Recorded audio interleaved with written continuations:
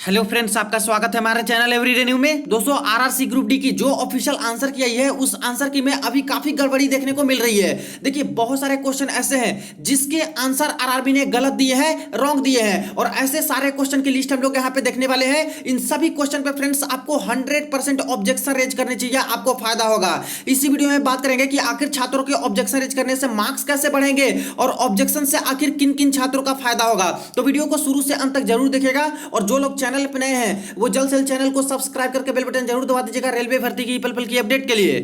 दोस्तों, mock test के लिए जिन्हें भी टेस्ट पास बाई करनी है, देखिए इनकी तरफ से अभी एक बहुत अच्छी डील मिल रही है और लिमिटेड टाइम ये ऑफर है। देखिए, टेक्स्ट बुक जैसे प्लेटफॉर्म पे मात्र पर डे 1 रुपीज की अकॉर्डिंग दोस्तों आप लोग यहाँ पे मॉक टेस्ट लगा सकते हो। इसके लिए बाई करते समय कूपन कोड में न्यू टाइप करना होगा NEW, तुरंत ही इस ऑफर का आपको फायदा मिल जाएगा और 10% एक्स्ट्रा आपको ऑफ मिल जाएंगे।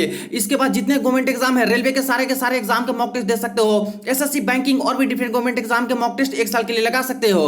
तो वीडियो के डिस्क्रिप्शन बॉक्स में लिंक मिल जाएगी, वहां से चेक कर लीजिएगा और चाहो तो जरूर आप लोग यहाँ पे बाई कर लीजिएगा। अब दोस्तों, आइए उन सारे क्वेश्चंस और आंसर्स के बारे में बात करते हैं जिसका आंसर रेलवे ने यहाँ पे अपने आंसर की में बिल्कुल गलत दिया है और इस पे आपको ऑब्जेक्शन करने ही चाहिए, फायदा मिलेगा। देखिए, एक जो क्वेश्चन है 18 सितंबर सेकंड शिफ्ट का बताया जा रहा है, इस तरह से भेजे गए।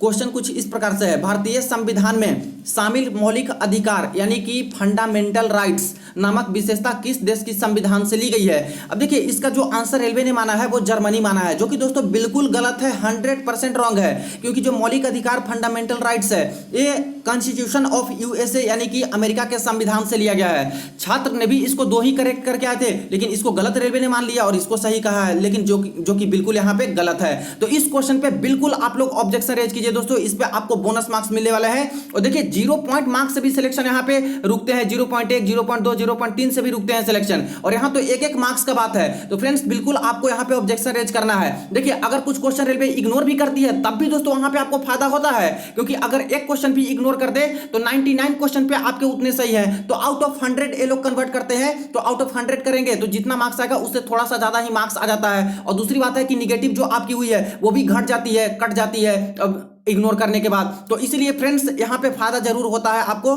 तो इस क्वेश्चन पे तो आपको बिल्कुल ऑब्जेक्शन करना ही चाहिए। और देखिए, लिंक जब एक्टिवेट हो जाएगा ऑब्जेक्शन रेज करने के रिगार्डिंग तो उस समय कर दीजिएगा। अभी तो लिंक एक्टिवेट हुए नहीं है, और जैसे ही अपडेट होते हैं तो इसके रिगार्डिंग एक प्रॉपर वीडियो भी मैं बना दूंगा।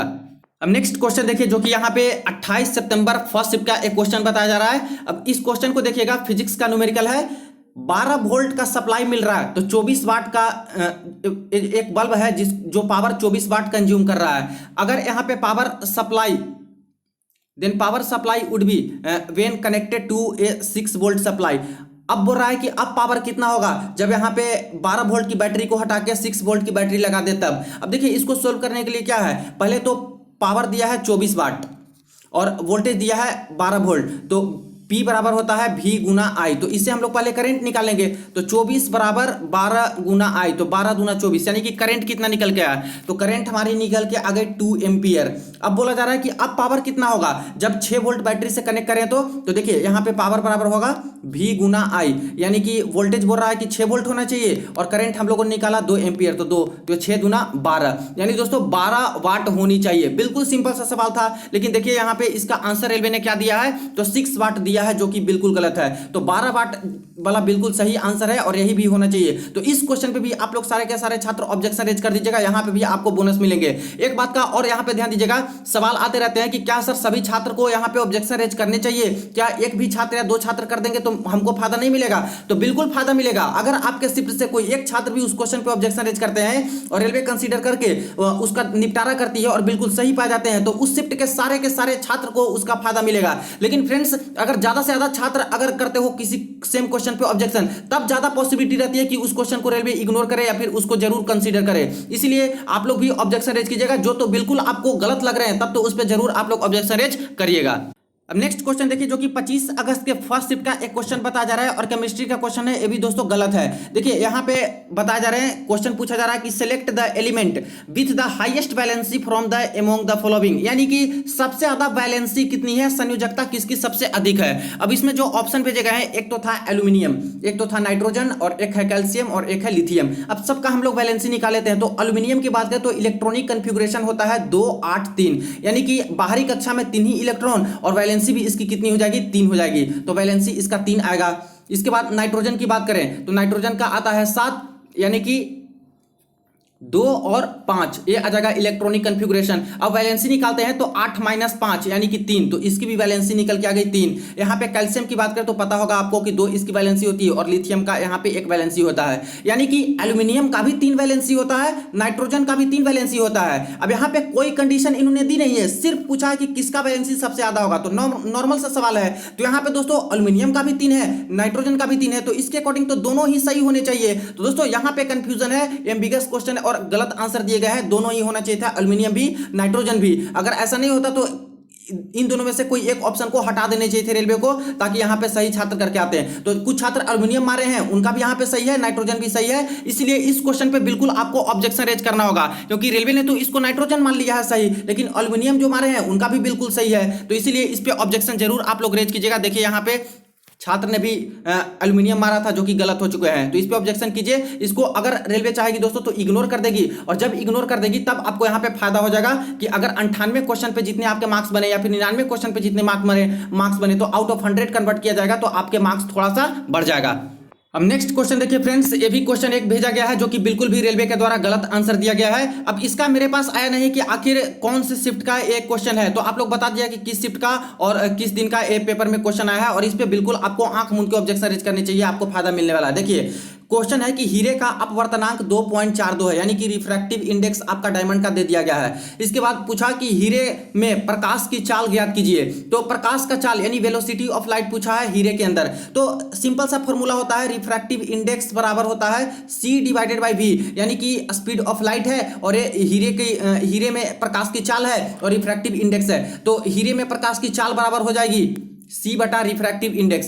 अब स्पीड ऑफ लाइट कितना होता है 3 × 10⁸ मीटर पर सेकेंड, और रिफ्रैक्टिव इंडेक्स कितना आया है तो 2.42 है, तो 2.42 है। अब इसको सोल्व करेंगे तो 1.24 × 10⁸ मीटर पर सेकेंड आंसर आएगा, यानी कि आंसर कौन सा आएगा, फर्स्ट वाला आंसर आएगा। जबकि रेलवे ने क्या माना है 3 × 10⁸, जबकि ये दोस्तों जो स्पीड है वो लाइट की स्पीड है वैक्यूम में, तो ये तो बिल्कुल ही गलत है 100%। तो इस क्वेश्चन पे सारे के सारे छात्र ऑब्जेक्शन रेज कीजिएगा, यहाँ पे बोनस आपको मार्क्स मिलेंगे, यहाँ पे आपको फायदा मिलने वाला है। अब नेक्स्ट क्वेश्चन देखिए जो कि यहाँ पे 22 सितंबर के सेकंड शिफ्ट का यहाँ पे क्वेश्चन बताया जा रहा है। अब इसमें देख लीजिएगा फ्रेंड्स, क्वेश्चन था कि rainbow is formed by water droplet, यानी कि रेनबो कैसे बनता है, ये सवाल पूछे गए थे कि जो यहाँ पे इंद्रधनुष बनता है उसका फेनोमेनन के बारे में कि कौन कौन सा सही है। अब इसमें जो ऑप्शन है इस प्रकार से, पहला तो ऑप्शन था कि एक combination of refraction, dispersion and total internal reflection. अब दूसरा देखिए जो रेलवे ने सही माना है, एक combination of refraction, scattering and dispersion. अब देखिए दोस्तों जब रेनबो का फॉर्मेशन होता है, इंद्रधनुष बनता है, तो रिफ्रैक्शन तो होगा ही, ये बिल्कुल सही है, डिस्पर्सन भी होगा, ये भी बिल्कुल सही है। इसके बाद internal total internal reflection TIR, ये भी दोस्तों बिल्कुल सही है, यानी कि ये वाला फेनोमेना है बिल्कुल सही दर्शा रहा है। जबकि यहाँ पे रिफ्रैक्शन स्कैटरिंग दे दिया है, और इंद्रधनुष में दोस्तों प्रकीर्णन स्कैटरिंग की फेनोमेना नहीं होती है।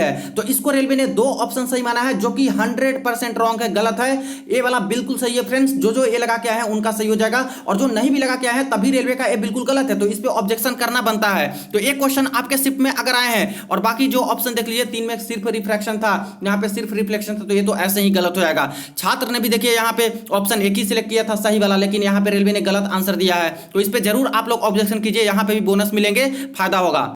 अब नेक्स्ट क्वेश्चन देखिए फ्रेंड्स, ये भी क्वेश्चन काफी सारे छात्रों द्वारा मेरे पास भेजे गए हैं, इसलिए मैं इसको डिस्कस कर दे रहा हूं। इसमें क्या करना चाहिए आपको पता चल जाएगा। देखिए, who is the head of the union executive of the government of India, यानी भारत सरकार के जो यूनियन एग्जीक्यूटिव के हेड होते हैं वो किसे माना गया है। अब इसका ऑप्शन था chief justice of India, the president, the vice president और प्राइम मिनिस्टर। अब देखिए दोस्तों यहाँ पे जो क्वेश्चन है इसके अकॉर्डिंग छात्र ने यहाँ पे द प्रेसिडेंट लगा के आ गए हैं, इसीलिए बोल रहे हैं कि सर ये गलत है, यहाँ पे प्राइम मिनिस्टर होना चाहिए। जबकि दोस्तों रेलवे का ये सही है, द प्राइम मिनिस्टर ही इसका सही होगा, क्योंकि एग्जीक्यूटिव पावर में बात करें तो प्रेसिडेंट है हाईएस्ट, सबसे ज्यादा।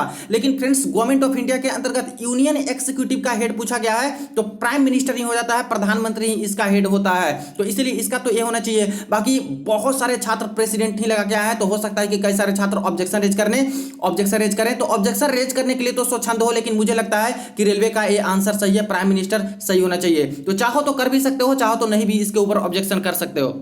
अब नेक्स्ट क्वेश्चन देखिए जो कि 17 अगस्त के फर्स्ट शिफ्ट का एक क्वेश्चन बताया जा रहा है और ये भी दोस्तों गलत है, इस पे भी ऑब्जेक्शन आपको करना होगा। देखिए निम्नलिखित में से कौन सा जीव समूह पर्यावरण को स्वच्छ रखने में सहायक होता है। पहला ऑप्शन है कि जीवाणु और कवक यानी कि बैक्टीरिया और फंगी, इसके बाद प्रोटोजोआ और लाइकेन, इसके बाद शैवाल और प्रोटोजोआ यानी कि एल्गी और प्रोटोजोआ, और यहाँ पे एल्गी और लाइकेन। अब इसका आंसर बिल्कुल रॉन्ग दिया है रेलवे ने, बैक्टीरिया और फंगी बिल्कुल भी गलत है। पर्यावरण को स्वच्छ रखने के लिए, इन्वायरमेंट को क्लीन करने के लिए दोस्तों लाइकेन का बहुत ज्यादा इंपॉर्टेंट रोल होता है और साथ में अलगी का भी इंपॉर्टेंट रोल होता है। तो शैवाल और लाइकेन छात्र लगा क्या है, यही दोस्तों बिल्कुल सही है, यही होना ही चाहिए। तो इस पे बिल्कुल भी आप लोग ऑब्जेक्शन रेज कीजिए छात्र, यहाँ पे आपको बोनस मिलेगा, फायदा आपको मिलने वाला है। देख रहे हो फ्रेंड्स कितना ज्यादा यहाँ पे रॉन्ग आंसर ये लोग दिए हैं और इसीलिए हर छात्र अपने अपने आंसर की को थॉरोली चेक कीजिए, अच्छे से सारे के सारे सेक्शन को चेक कीजिए। कहीं पे भी कुछ गड़बड़ी लगती है अपने फ्रेंड से, कोई टीचर है उनसे यहाँ पे जांच पड़ताल कराइए, देखिए डिस्कस कीजिए। अगर तब भी आपको 100% लगता है कि गलत है तो हमारे ईमेल एड्रेस पे जरूर भेज के कंफर्म कर सकते हो। यहाँ पे ईमेल एड्रेस वीडियो के डिस्क्रिप्शन बॉक्स के लिंक में मिल जाएगा। इसके अलावा देखिए टेलीग्राम ग्रुप भी मैंने बना दिया है, उसमें बहुत सारे छात्र ऐड हुए हैं, तो ग्रुप डी वाले सारे छात्र टेलीग्राम ग्रुप पे ऐड होके सारे क्वेश्चन का डिस्कशन कर सकते हो। वहां पे आपको जो है सोल्यूशन उसका दिया जाता है। तो फ्रेंड्स देख सकते हो अभी और सारे क्वेश्चन है, उसको हम लोग देखते हैं। अब नेक्स्ट क्वेश्चन देखिए फ्रेंड्स, एक क्वेश्चन में कंफ्यूजन है और कंफ्यूजन के चलते दोस्तों इसको चाहे तो रेलवे इग्नोर करेगी। देखिए क्वेश्चन यह है कि धोवन सोडा बनाने के लिए इसमें से किस कच्चे माल का उपयोग किया जाता है। अब ये पता नहीं कि कौन से शिफ्ट का पेपर है दोस्तों, लेकिन आप लोग बताइएगा जिनके भी शिफ्ट में एक क्वेश्चन होगा, जिस दिन भी शिफ्ट में आपके पेपर पड़े और एक क्वेश्चन है, तब इस पे ऑब्जेक्शन रेज करना है। क्यों? क्योंकि देखिए जो ऑप्शन भेजा गया है कच्चे माल यानी कि रॉ मटेरियल्स क्या यूज करेंगे धोवन सोडा बनाने के लिए यानी कि वॉशिंग सोडा बनाने के लिए। तो पहला था कि MgCO3, तो ये तो होगा नहीं।